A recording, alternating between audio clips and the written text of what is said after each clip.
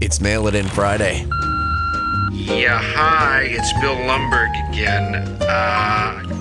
Yeah, it isn't a half day or anything like that. This is OverDrive It's not that I'm lazy. It's that I just don't care. with Hayes, Noodles, and the O-Dog on TSN 1050.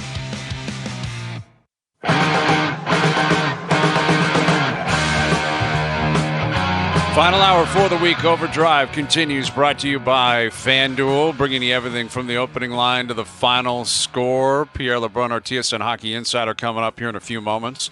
Dear Hayesy-B later in the hour. Our best bets brought to you by FanDuel as well. We're ready for the skills competition tonight. You got the All-Star game tomorrow. You got the AT&T down at Pebble. I think I took my boy Ludwig, right? I'm pretty sure I took Auberg in our picks. Yes, and you did. yeah, he's 7 under today. He's torching that place. And I was talking to you today. I don't understand. All they're talking about is bad weather on the weekend, and it was clear skies today. Fire out 36 today. Get it done. yeah, I agree. Yeah, play it. Exactly. You got to make adjustments, man. You got to do what you got to do. And Yeah, it's no you see cut bad anyway. weather in the forecast. Don't just wait around for it. Say, we got a good day today. Fire off 36. I know there's TV obligations for the third round, fourth round, but it's better than sitting around not playing, which you know is going to happen coming up. Right. Yeah. And an event like this, again, there's no cut. So it's not like you're starting the next round without knowing what the cut line is or whatever. And there's goofy options. Todd Lewis of the Golf Channel was talking today. It's like there might be a Monday finish, and if it has to go to Tuesday, if certain players aren't done, then it's just a 54-hole event. Like, I'd be golfing all day today, man. Right. Well, you see, Liv started back up today, and they had apparently like some real food poisoning issues where there were reports that like upwards of 20, 25 players, caddies, they were down and out and thinking of postponing the tournament. Didn't affect Joaquin Neiman. Why, did he play well today? I have 59. You're kidding me. He shot 59. Wow. At Mayakoba, he shot 59 the second 50 round. Bryson DeChambeau shot 58 He did on Live last year, right? And at the that's Greenbrier. That's a legit track, and John Rahm was out there in his shorts and, you know, music. And Does that agitate you watching it? Like Yeah, saw I that. can't. I don't care if John Rahm's out there. I can't watch that. The music. I just. Hayes, you know what I'm like. I don't like anybody talking when I'm golfing. Like I don't like. Any music talking. I can't I hear you. stand The it. music is strange, I think, for an event like that. I get it happens in other sports. Like, obviously, music plays in between plays. During basketball games, it just keeps going. Like, I get it. But golf just has a different vibe. They're playing like, you know, it's like Thin Lizzy's playing in the background. And you're like, what is happening here? Why are we doing this? But Rahm is off and running and down at Pebble. And there's obviously a bunch of big names up top, including my boy Matt Pavon is 9 under. He's looking to go back to back. Guy's barely been on tour for like 2 weeks. You Won took last Matt week. Pavon? No, I did not. I did not take Matthew Pavon and the idea of him doubling down, but he's doing it again at Pebble. He's playing well. So Pierre LeBrun coming up here in a moment, and we'll get into a number of things with Pierre, including, you know, what was announced today. International hockey is coming back, right? They're back in action. 4 nations are going up against each other next year, and then back to the Olympics in 26, Olympics in 30. Gary Bettman was speaking, and he was up there with Marty Walsh, the head of the PA, who my understanding was like eviscerating the Arizona Coyotes. Yes. Like eviscerating. Going after the owner. The owner, and just basically saying it's a circus act down there, and they want to rectify it. Yeah, really interesting. Think about it. If you got a bunch of players and one gets to play in a new building somewhere like Los Angeles and your other clients are in Arizona, you're like, what's going on here? Yeah. Right. Exactly. And I guess he said he's tried to like set up meetings with the owners, and they're flushing them, like not even talking to him. So he's got no time for that. Here's Pierre LeBrun, our TSN Hockey Insider. How you doing, Pierre? I'm all right, guys. I hope you can hear me okay. I'm in the Scotiabank Arena, and been a busy day with a lot of news. This is for sure. Absolutely. I mean, we had a trade today. We had a firing today. We had an international hockey announcement today. I'm sure you were there for the press conference. Gary Bettman speaking on the Olympics. He's also obviously been speaking on, what's been happening in London and the 4 current NHL players, 5 NHL players obviously being charged. And we know the police department will be speaking on that on Monday, I believe it is, tomorrow morning. Yeah. He made a point of addressing that, did he not, Pierre? That was really, honestly, the biggest takeaway of all. I mean, it's crazy because, of course, any other year, if you had an Olympic announcement about the NHL returning to the Olympics, that would be obviously the headliner, and it still is a big story. But being here at All-Star the last couple of days, guys, you can absolutely feel in the air how the events in London from the 2018 World Junior team really has overshadowed to some degree what's happening here. And it's understandable. It should. I mean, it's a story that continues to rock the sport. And today was the first time that the NHL spoke on it, right? They had, or spoke on it since the original Golden Mail report and the charges being laid. So, Bettman had prepared remarks on it and did say a few things. And obviously was kind of hoping to move on from there, but he had to know what was coming next. He got asked a lot of questions about it, again, because we hadn't heard from the league on it since all this developed in London. So, a lot of news today, but I have to tell you, if you're asking for my number one takeaway, you can really feel the weight of this story, here at All-Star. Yeah, and Bettman said, I believe he used the word surprised. He'd be surprised if those players played again during the judicial process, and beyond that, we'll see. Right. And, again, the police will speak tomorrow. I think that's going to be an important... Monday. On Monday. Yeah. On Monday. And that will clarify, I think, where things stand a little bit more than they currently do. And the other thing, I know we want to get to a lot of things, but the other thing I would just point out from Bettman's remarks is that the league did its own investigation, as you guys know, and that took 12 months. And the league was in the process this past fall of going through a lot of those findings with the NHL Players Association and trying to sort of figure out with the PA what next steps might look like. And you can read between the lines. These are my words, not Bettman's, but whether or not, there would be suspensions or whatever. But what Bettman said today is that they were not given a heads up from authorities in London that this was coming down. So the league essentially now with the PA, they've halted their process because they feel that the judicial process has to play itself out now. That takes precedence. So for now, the league is, I don't want to say shelving, but the league's not going to move forward with its own internal decision-making here until after events in London and the courts play out. Right, which is important. I mean, and that's ultimately going to determine, I'm sure, a lot of what's going to happen in the future here with Pierre LeBrun, our TSN hockey insider. So obviously, international hockey returning, Canada, U.S., Finland, Sweden playing basically a round robin in a championship game featuring the top 2 teams next year. Back to the Olympics in 26, Olympics in 30. When talking about that, you had Marty Walsh of the PA up there, Luke Tardif for the IIHF. Is it kumbaya? Everyone's happy, everything's all good, or what? Well, I think the biggest smile of that part of the news conference was when Luke Tardif of the IIHF confirmed that the IIHF and the IOC were covering 100% of the cost for player insurance and travel. The biggest smile came from Gary Bettman there and Marty Walsh, because really that was one of the big stumbling blocks in getting a deal done is that, the players' insurance is a huge part of this and the insurance in their contracts. And for years, this has been a back and forth and a point of contention between the league/PA, who are obviously united front on this, versus IIHF and the IOC. And what Tardif confirmed today was what was always going to have to be the case, I think, for the NHL to go, is that the IIHF and the IOC and local organizers for both those Olympics are picking up the freight on all that. So that's why you're going to hear all kinds of reasons about wanting to do the right thing for the sport and how great Olympic hockey is. Let's just understand that money talks, and that's why this is finally happening, is because of the cost being covered by IIHF and the IOC. Right.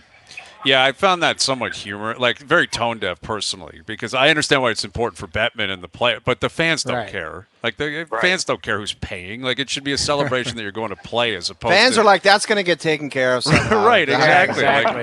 Like the two of them are going back and forth. And Bettman's like, just to clarify, we're not paying. It's like nobody cares, Gary. Like nobody cares who's paying. They were negotiating it on a podium in front of everybody. Exactly. But the best part is that Bettman made the point of saying, just so my NHL owners hear this. Right. That's who he's speaking to.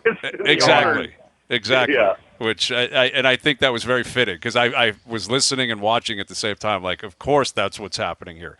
The owners. And anyway, I mean, I think it's a positive. As for next, like, we know what the Olympics are going to look like, but Canada, U.S., Finland, Sweden, sounds like Montreal and Boston. Like, is this something? Is this a one-off, Pierre, or is this something they plan on doing possibly, multiple times in the next decade or so? No. The Four Nations, or whatever they're calling it, is a one-off. It really, what's happened here is they should have had a World Cup of Hockey next February, but ran out of time to get the logistics together on this somehow. I mean, the history of the World Cup, I feel really bad for the World Cup. If the World Cup was a human being, I'd say poor World Cup. We have it, and then we forget about you for 10 years, and then we have it again. I mean, it's really, the World Cup keeps getting forgotten. And what's happening is that the Four Nations is kind of a way to do something that's a smaller version of over 9 days. Best on best hockey, so that'll be fun. I mean, rather have a Four Nations with best on best with the best players from those four countries than having All-Star, that's for sure. But it's really an appetizer to what the league and the PA want to do next, which is, aside from the two Olympics, the league and the PA hope to finalize plans for a 2028 World Cup of Hockey, followed by a 2032 World Cup of Hockey. So in other words, Olympics in 26, World Cup in 28, Olympics in 30, World Cup in 32. Best on best, full tournaments, all the best players in the world, every second year from here on in. That's what they're working on. But they weren't in a position today, guys, to announce the World Cup plans for 28 and 32. They still have work to do on that. But that's what they want to do. Mon ami, Hayesy was talking about Marty Walsh just giving it to the Coyotes. Oh, man, I was there. Wow. No, I need you to elaborate. And this seems like, if he brought this up in the fashion that he did, that there's players out there saying, this is a joke that we have to play in this building or this scenario. No question. And I tell you, it was in the same media scrum that, Marty Walsh was addressing, obviously, in 2018 as well. But it eventually got to the Coyotes in his scrum, and he unloaded. I mean, he is beyond frustrated, and he feels somewhat out of the loop on a lot of it, too, which frustrates him.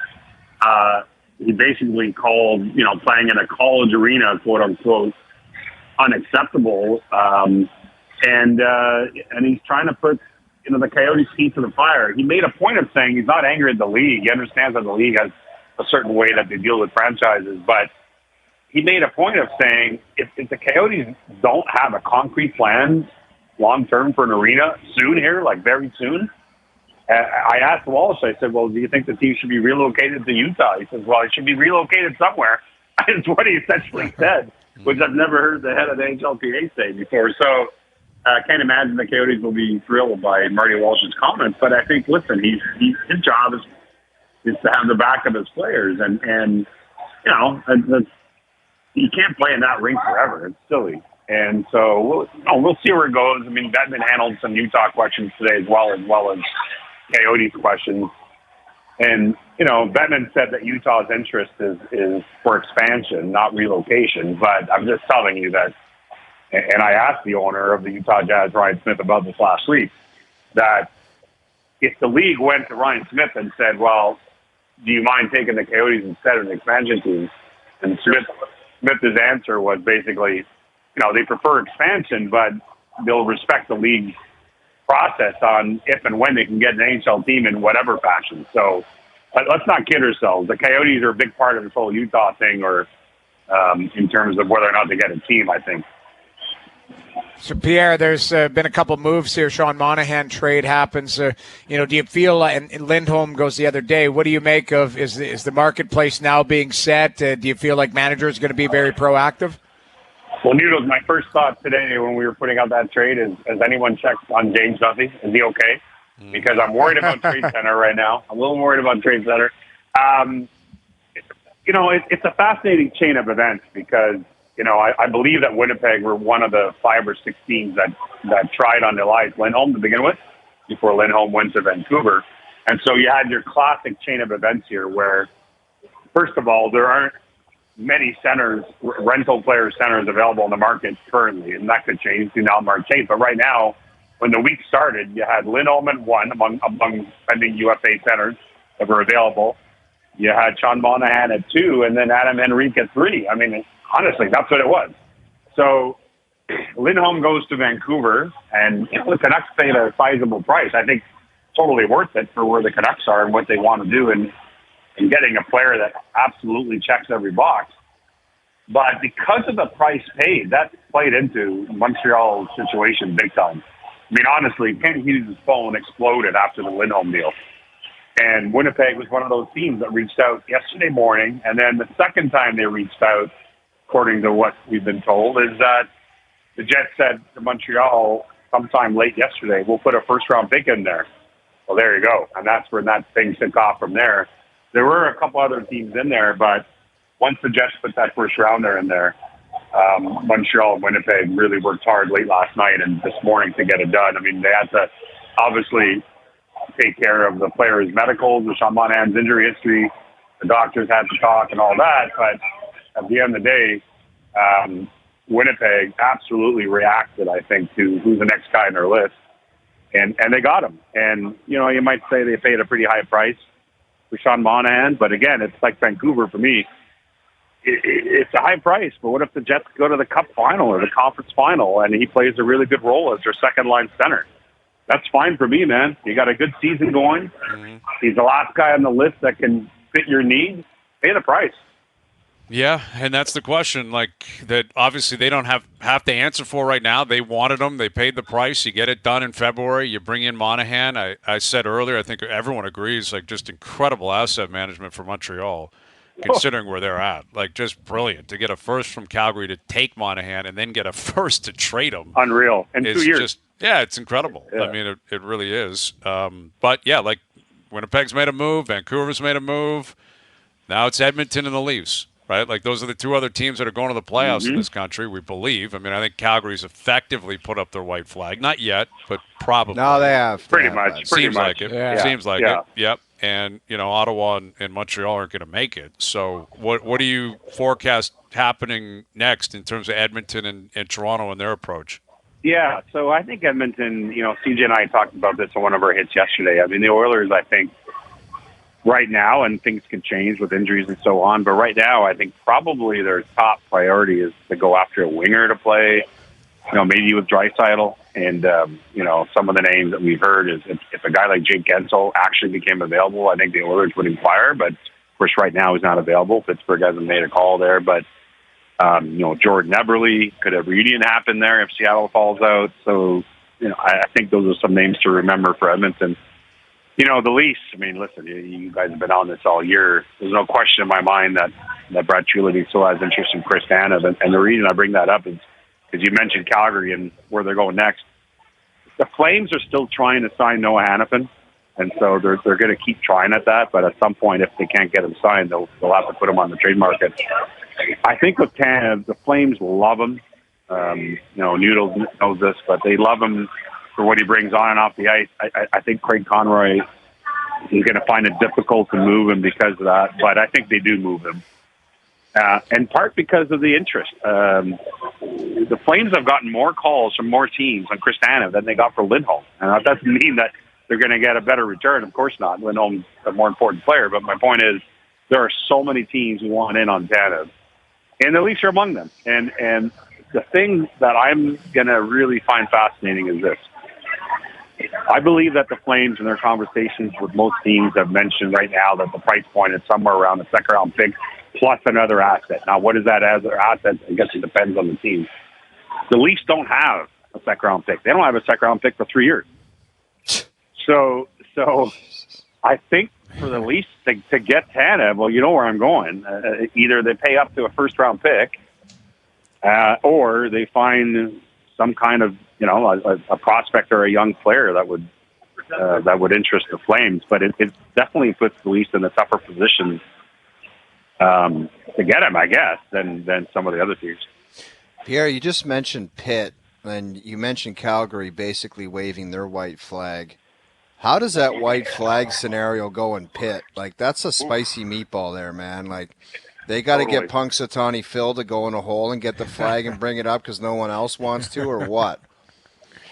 So, I mean, listen, I think that's one of the most important and intriguing questions of the trade deadline this year, O-Dog, is the Pittsburgh Penguins and Kyle Dubas, because there's so many layers to it. I mean, in a vacuum, if nothing else really mattered and there's just a normal team with an expiring UFA and you were 4 points out of a playoff spot, I'd say it's a no-brainer. Put him on the market and see how much you can get.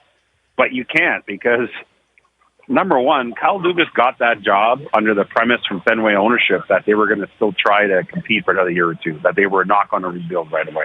Doesn't mean you should ignore results and what you actually have. I agree. And one of the things that Kyle Dubas has said is that he's going to use all the time he has closer to March 8th to make a call on what he truly thinks about his team. Now, the flip side to all that is I think that Kyle Dubas and there are a lot of other GMs who agree with him on this, believe that this is the most wide open field for the Stanley Cup, maybe ever, in terms of the parity. Now, I will tell you right now, I don't think there's any chance Pittsburgh can win the Stanley Cup. But I'm just telling you that there are a lot of GMs, and Dubas isn't alone, that look at the field and look at Florida beating Boston last year and say, you know what? If we get in, who knows? And on the surface, I think that is true, as an essence. But I just don't think, Sidney Crosby's playing out of his mind, but there's just not enough there for me that I would not trade Jake Gensel if I was still out of a playoff spot closer to March 8th.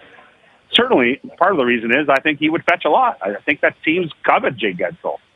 So easy for me to say I would trade him, but I'm telling you, it's a really difficult decision for the Penguins right now. Ooh. Well, it's a month goes by quickly, right? It goes by quickly. But I guess we don't have to worry about it this week. And although, who knows, with the way Winnipeg's operated, Vancouver's operated, maybe we see more deals. I guess it's possible. Enjoy it down there, Pierre. We'll do it again soon. Thank you, buddy. Yeah, as long as they keep some deals in March 8th. All right, guys. Absolutely. Have a great weekend, man. There's Pierre LeBrun, our TSN hockey insider. We want to give a shout-out to Johnny Bernard.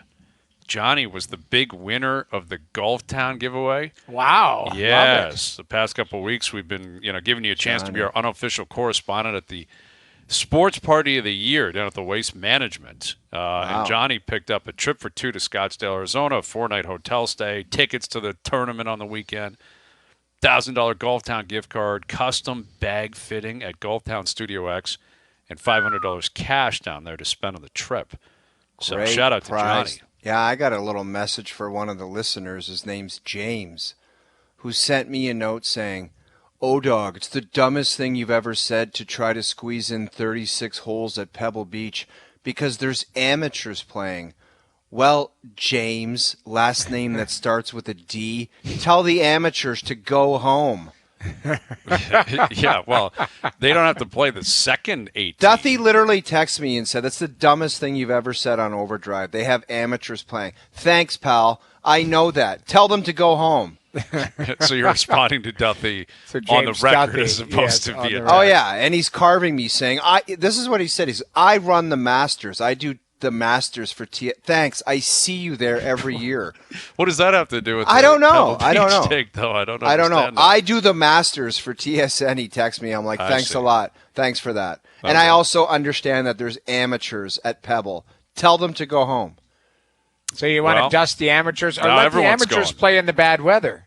That's what if it's That's bad weather, what you should do. Exactly. You want to come see Bill Murray play when it's a monsoon? He'll be out there. Exploding ball. Exploding ball, exactly. And then he followed it up with, "I do the Masters for TSN." Thank you for that message. But I don't understand that part of it. Like, were you challenging his credentials or challenging his expertise in the golf language in the text, maybe? Like that, I will give Duthie credit. That's an incredible over-the-top rope smack in the face. Like, I do the Masters. I'm inside the ropes in at the Augusta. tightest golf shirt on the right arm you've ever seen. Yeah. No, he sends me a note. For a guy who knows golf, that's your worst take ever. Pebble Beach is a gong show with all the amateurs, and they can fit in 18 on the course. It would be impossible to wait for everyone to finish, make a cut line, and then send everyone back out there. Your show is a joke. He did not say that. He did. And then he said, I host the Masters. I'm kind of a big deal in golf. I'm like, thanks for the information. All right. Leather-bound books and rich mahogany. So he's basically, he's burgundy down there. Yeah, but the thing is that it's not there's no cut line.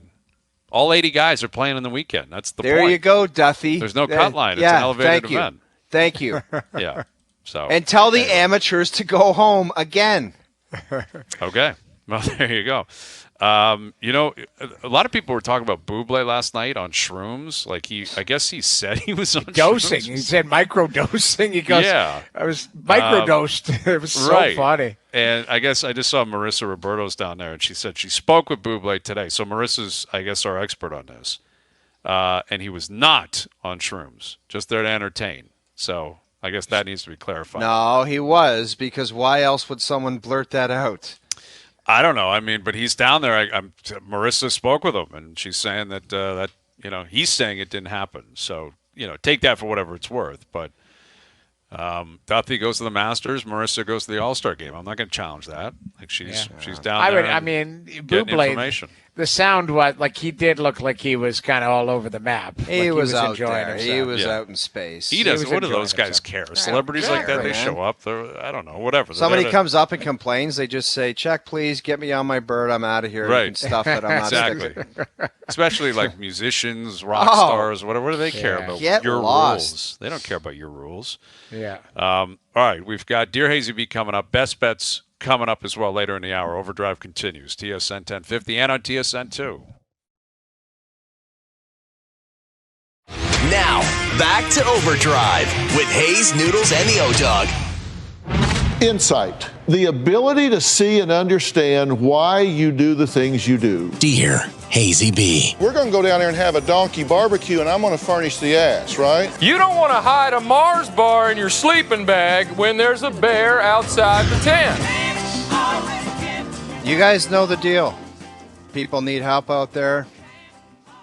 We give it to them. Yeah. Very simple. And this guy, first on the list, we've heard from before, and he is a snake.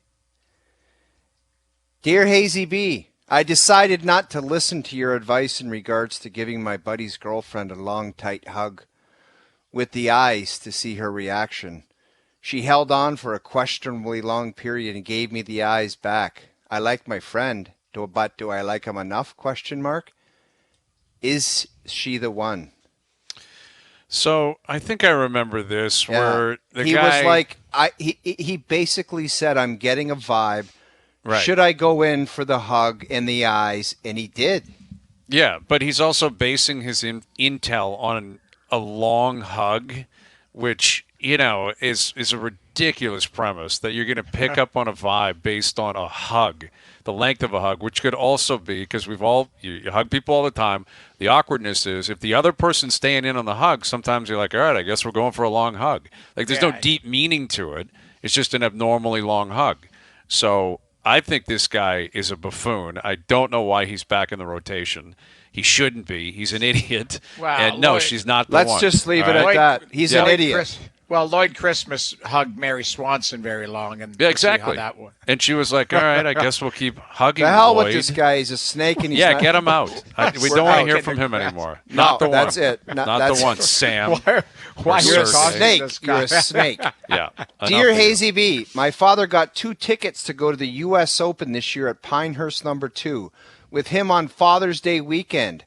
Turns out that's the same weekend my childhood buddy is getting married. In quotes, this isn't his first wedding.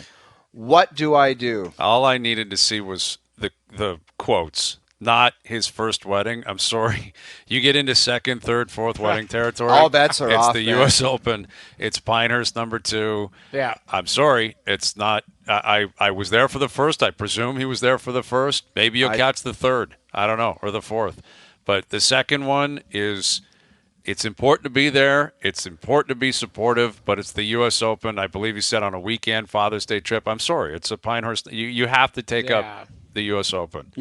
This is how you do it. You put $500 in an envelope and you say, go somewhere nice and have some wine or something at dinner. Yeah. But there's no chance in hell I'm going to be at the second wedding. Right. Very simple. Right. I would have been, but you have a reasonable explanation. You go to the U.S. Open, right? You're not I was at number one. That's all that matters, and I'll be there in spirit. Exactly. And I was at 1, and I might be at 3 if there's a third one. So just, let's see where we're at. Pencil me in for 3. I don't know if you make that notification. That's a greasy notification. Pencil. Wow. Noodles, I'd like you to go first on this one. All Dear right. Hayesy-B, had some stomach issues at work the other day. No need to get into detail. I come out of the washroom, and the site nurse is outside and asks if I want to talk. Should I be thankful or start a Donnybrook over this unprofessional act? Ooh. So basically, he blew up the bathrooms at work, and the site nurse was there and basically wants to chat to see if this cat's all right. I mean, like walked him right into a checkup room type of thing. It was like I kind of think that's where she's going with that. Do we need to have a talk about what you just did in there? Right. You're incredibly unhealthy. Follow me. I mean, I think you go with the nurse and get looked at. Yeah, you might. I mean, everything. If the nurse is that concerned, she heard something through the walls, like she might go, that needs to be looked at immediately. You've got some sort of gastro, whatever it is called. Yep. Like you might have something going on there. So I think you oblige. You walk right with her and say, you know what, I appreciate it. Let's get a little checkup done, see how this unfolds. Exactly. Everybody wins. She's a trained professional, right? She's not picking on you. You're the one in there doing whatever you're doing. But for you to get the site nurse's attention, yeah, you got to have real problems. Well, serious issue. Like in other words, it's almost like what the nurse is really telling you is you probably should have sent an email and said you're not going to make it today. Like this should have been a sick day. It's not. Now we're all going to be nauseous because you're here and you're trying to battle through, which we appreciate. But follow me, and we're going to have to get to the bottom of this. That's why you're a Hayesy-B right there. Yeah, Dear Hayesy-B, I'm going to Vegas with my girlfriend's family in April, and I'm looking forward to teeing it up down in Sin City. Her family made a strict itinerary, hate that, must say, for the trip. It was made clear that we must follow it at all times, no exceptions. There isn't a golfing break on the itinerary and no free time to go sneak out and tee it up. Do I follow the sked or make an excuse and go tee it for a quick 9? Well, a quick 9's not going to happen in Vegas, right? There's no golf course on the strip. Like if you're playing Shadow Creek, you're not playing the front and then leaving. Like you're playing 18. So if you're going to commit to going off script here, which I think you should, because I think it's absolutely absurd to have an itinerary down to the minute in Vegas of all places. But there's some people that travel like that and they want an itinerary. 9 o'clock buffet, 10 o'clock museum, 12 o'clock lunch, 2 o'clock walk outside. Drive me do nuts. that. You do that in Drive me nuts. insane. You do that when you go visit the Louvre and stuff. Right, Like, exactly. you don't do that in Vegas. It's like, hey, we need hangover heaven to come to the room. We need chicken fingers right now. You just try and sort it out. Like Vegas is spontaneous. You're right. Yeah. Now. So you go to Europe for a week or two, and you want to nail off 4 different cities, and you go ahead. You got to have those plans. That out. Yeah, I get it. Going to Vegas, that's the definition of spontaneity. And I think you need to break loose. And I'll guarantee you there's other people in that family waiting for a captain, waiting for someone. You got to get in the old man's ear. It might be him. He's like, hey, I don't know, man. My wife, she's big on the itinerary. I'm dying to play Shadow Creek. I got it in.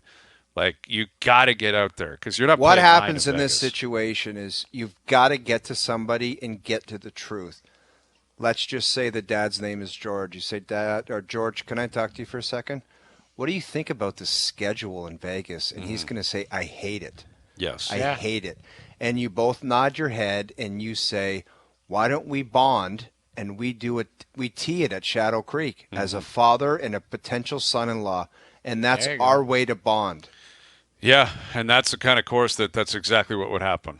Like that you'd be like Michael Bublé out there. Like you would be loving microdosing life. Absolutely. Everyone that knows Shadow Creek knows that. All right, Dear what else we got? Hayesy-B, going to a hockey game in March with some friends. I purchased the tickets weeks ago, and all but one person has paid me for them.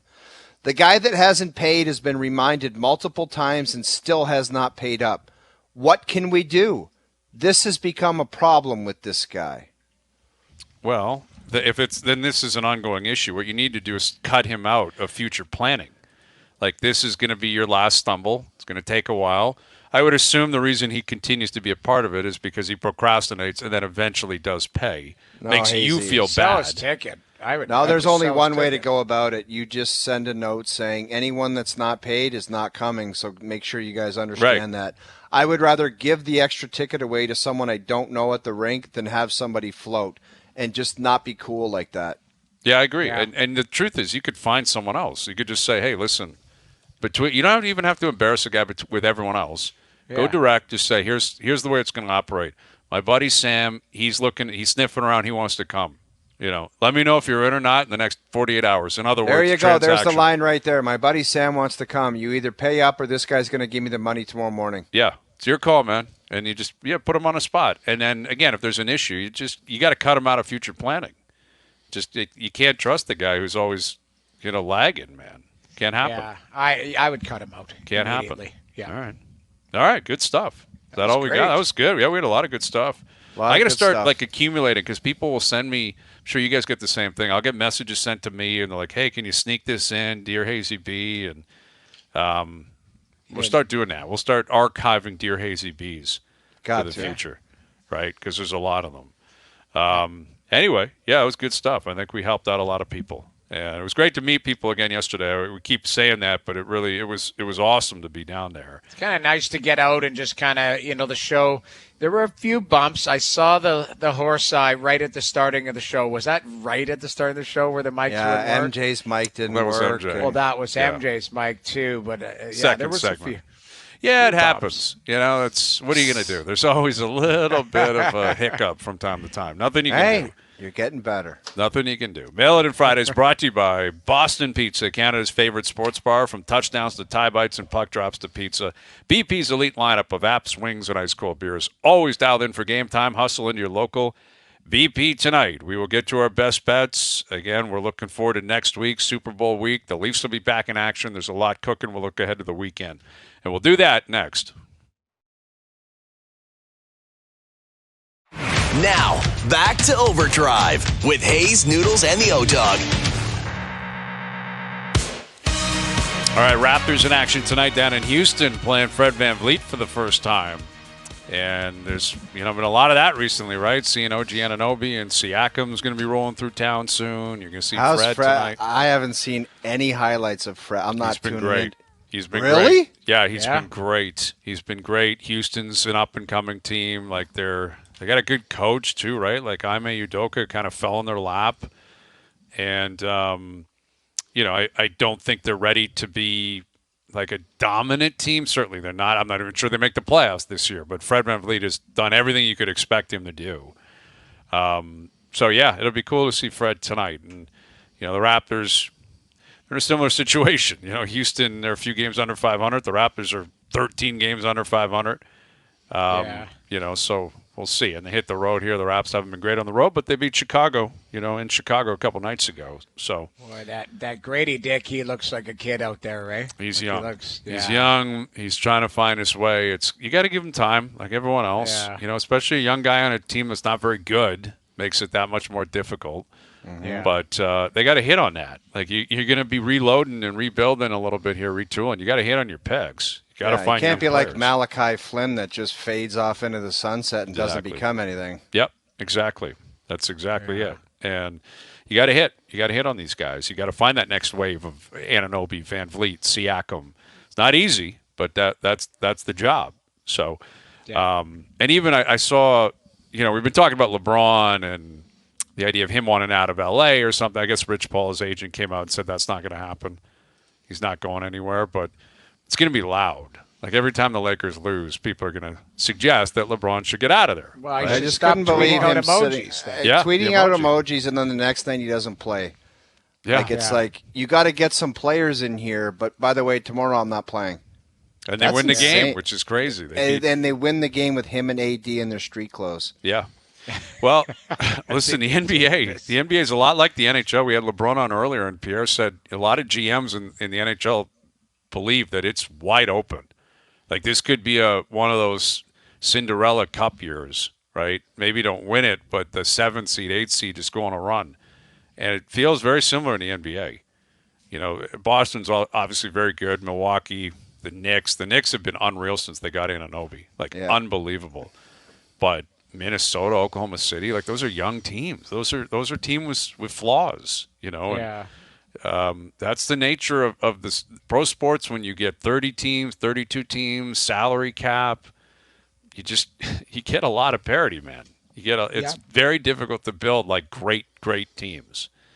And that's what is going to be really cool about next week is that the Niners have been great for years and the Chiefs are already a dynasty. Win or lose next week, they're in that dynasty level where every year you can expect it. But when it falls off quick. Look at Golden State, right? Like it happens and it happens quickly. Today's best bets powered by FanDuel. Make your picks and assemble a same-game parlay in seconds on the FanDuel Sportsbook app. We announced it yesterday. We roll it over to tonight. Austin Matthews, outright winner of the skills competition. William Nylander, outright winner. And I like Willie and Austin in the accuracy shooting because you're getting great odds, right? They're like really, really good odds for both players. Accuracy shooting, like how are you going to know who's going to do that? And why can't Matthews win that? Why can't Willie win that? They can pick corners. They can do whatever they want. Matthews, the best goal scorer in the world. Why would you not expect him to show up tonight in front of his home crowd downtown at Scotiabank? So it's All-Star Weekend here in Toronto, and today's best bets powered by FanDuel. Download the FanDuel Sportsbook app today and find thousands of ways to play. Please play responsibly. 19 plus, physically located in Ontario. They might be a bit fuzzy today. Wasn't Bieber enjoying himself? Didn't they have a concert last night? Yeah, I saw it online. I saw a lot of clips being posted online. He did. It sounds like he did a pretty good set. Oh yeah, well, he's unreal, man. Like he is a rock star. So talented. He's very talented. Yeah. That would have been fun. That would have been. Obviously, that would have started at the wee hours of the morning. I don't know what time we went. Yeah, you would have been asleep by the time he went on. He probably went on at 10 or 11. Who knows? I didn't. I just was seeing the highlight videos of people. Some of the people I follow and stuff were tweeting it out, and putting on their Instagram and stuff, and looked like he put a pretty good show on. He's pretty good. Yeah, I mean, there's no disputing that. And I don't know what his role will be tonight, tomorrow, or whatever, but I mean, it's a big weekend again for big brands, right? In a market like this, where it's Bauer and CCM and all the big Canadian companies. There's a lot of people lurking downtown, and the skills competition will be cool tonight. And obviously, tomorrow you got the game itself, and then Monday you reset, or Sunday you reset, and on Monday the Leafs are playing. The Islanders Monday night. So that's a quick turnaround, man. Yeah, it's not much of a break. Like if you you see Austin Matthews going everywhere, and I'm assuming Mitch is doing the same thing, and Willie, they're kind of hosting it. They probably got to be at every event, doing everything. You all around town. They were in probably Mexico for 4 or 5 days. That's not a bad gig. Yeah, they went Winnipeg Saturday right to wherever they were going. Monday, Tuesday, Wednesday, I'm sure wherever they were. And then Thursday, Friday, Saturday you got to work. Sunday you recuperate, and Monday you're on the ice playing. Yeah. The question is, what are your teammates doing? Like what are the guys doing that have been down in Mexico also since Saturday, and they're not coming back until Saturday? I hope nothing. There was an Olympic break. 12 days in Cancun, I didn't do anything, and I came back and felt the best I've ever felt. Mm-hmm. Really? There you go. That's old school, man. That's a mental break, right? These guys, I bet you're still working out or feel like they're probably doing something. Like Coco Bongos every night and Senior Frogs, 12 days straight, and I came back and never felt better. I don't recommend that to anyone in this day and age, but I was flying. I was re-energized. Yeah. Well, that's a mental break. Like you escaped from the grind. You're like, I'm gone. I'm not thinking about hockey. I don't want to play hockey. And then you get back, and to your point, it's like, all right, let's get rocking here. Let's do it. Let's do it. Did you always go to a sunshine place during All-Star break? Like I remember one time, I don't know why I did this, but I went to Edmonton for 4 days, to see my buddies. Yeah. Like, I your did that hometown. too. Yeah, you Rare. want to see your buddies and be a regular guy for a couple days. And my buddy, I mean, it's documented. He was playing for the U of A at the time, and they were supposed to play a road game, and he pulled the chute and said he was injured so he could stay home. And the coach knew me. I knew the coach, Rob Dahm, and he's like, dude, I knew he wasn't You hurt. know what these guys are up to. Bad hammy, can't make the trip. Who are we That's what playing it was. tonight? Oh, my God. University of Saskatchewan? That, won't no, be it was like making that. it was Regina. It was a team that really struggled, so they didn't need him. It's kind of funny, but It's all good. It worked out in the end. exactly. Melanin Fridays again brought to you by Boston Pizza, Canada's favorite sports bar. From touchdowns to tie bites and puck drops to pizza, BP's elite lineup of apps, wings, and ice cold beers. Always dialed in for game time. Hustle into your local BP tonight. I'll bet you the Boston Pizza we were at yesterday is absolutely rocking right now. Yeah. Down on front, and people jacked for the All-Star game. We got a Raptor game tonight, right? And next week it's go time. Super Bowl week. The Leafs will be back. The Raptors are back. The NBA trade deadline is next week. It's going to be a really, really big week for that. Get the Waste Management on tour, Riv, the week after that. So Tiger will be playing before you know it. It's a big couple of weeks coming up. We're looking forward to it. So, again, thanks to everyone all week for putting in the work, helping out. It's been a really, really fun week. It was a great show yesterday, fun show this afternoon. Thanks to everyone behind the scenes for helping out. As always, we appreciate that. And we appreciate you tuning in, radio, TV, podcast, web. We're out of here. Enjoy your evenings. Enjoy your weekends. We're back Monday at... Thanks to the guy at the golf show. We know what he said. 4 p.m. We'll chat then.